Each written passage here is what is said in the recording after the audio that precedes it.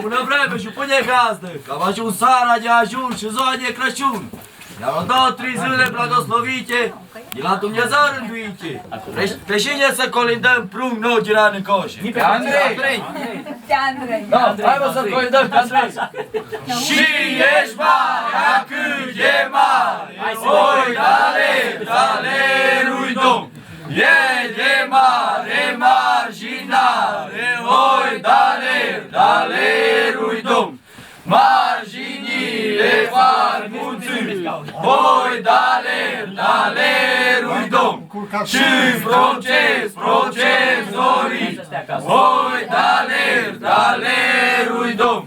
Printre brazi, printre moliți, oi, dalerui Domn! Nată-și boușel de mare, oi, dalerui Domn! El de noapte cornești poartă, oi, dalerui Domn! Dar corneșe agățatul, oi, dalerui Domn! Agățatul legănuțul, oi, dalerui Domn! Legănuț de păchinuțul, oi, dalerui Domn! Iar la gășinei culcatul, oi, dalerui Domn! Da, Andrei, mor de beatul, oi, dalerui Domn! Mor de beat, mor de viteagul, oi, dalerui Domn! Ia la capul și ne șade, oi, dalerui Domn! Șade d'alba ibovnică, oi, dalerui Domn! Cu cununa umbră-i face, oi, dalerui Domn! Cu năframa fața-i șterge, oi, dalerui Domn! Cu fodorii bori-ai trage, oi, dalerui Domn! El să știe sănătos, că-l cântăm și-l colindăm, și la gazdă încinăm de sănătate, că-i mai bună decât toate. De la noi, de la vodoi, mai vârtos de la Hristos.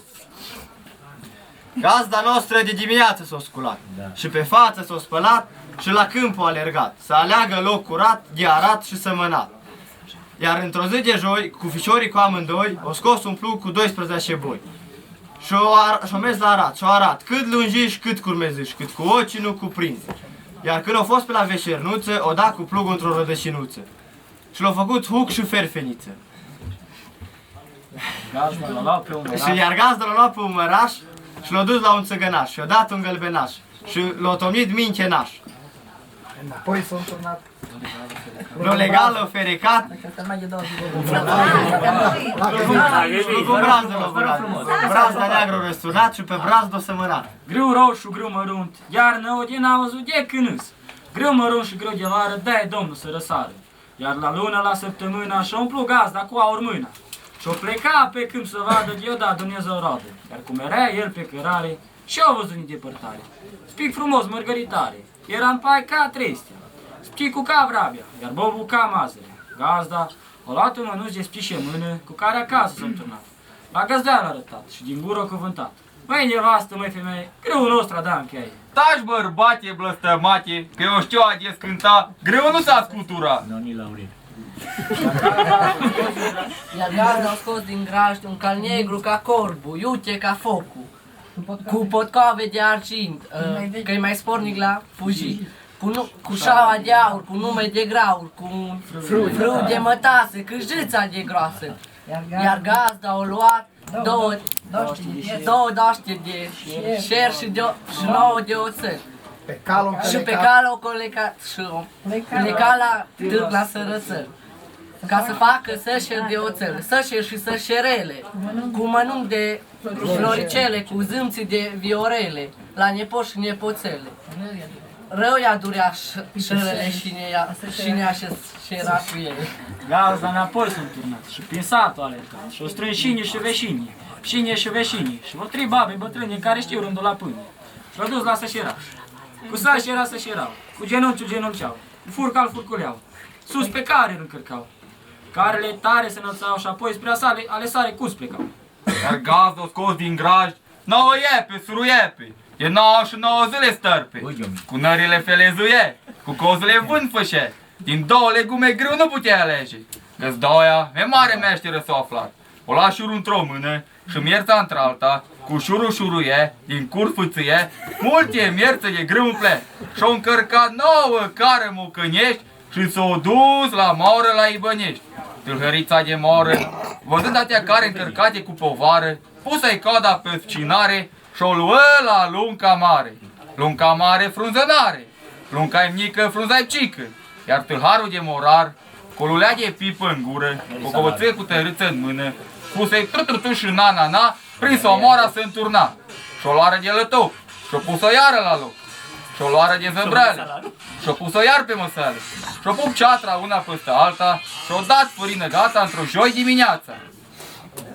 Carele tare se înălțau, mai pe pale sare curs plecau, iar găzdoi auzând, carele scârțâind, boii gâfâind, pogăniși din biși pomnind, o trimea slujnică în cămară să aducă o sâtă rară pentru colindătorii de afară. Slujnica, pe mare meșteră s-a aflat, și-a adus o sâtă deasă pentru colindătorii și de afară și din casă.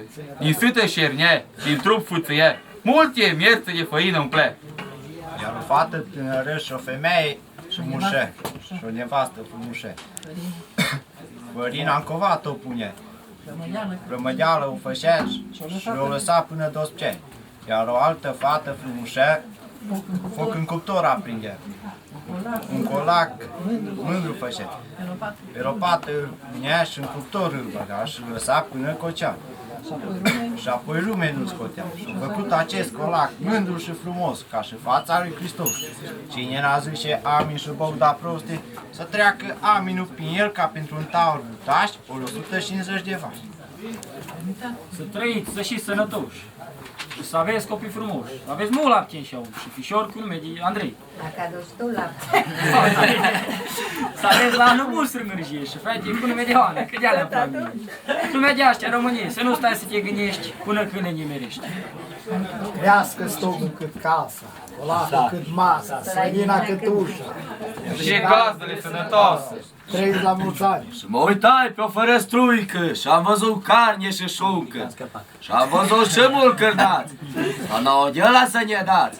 Că noi am avut un purcel, dar nu slab și mititel. Și am fămus pe lângă el și-o dat criza peste el. Dar și la nou vini, numai sănătoși de-o și dacă nici mai pofti. Hai să facem și o colindă la gazdă.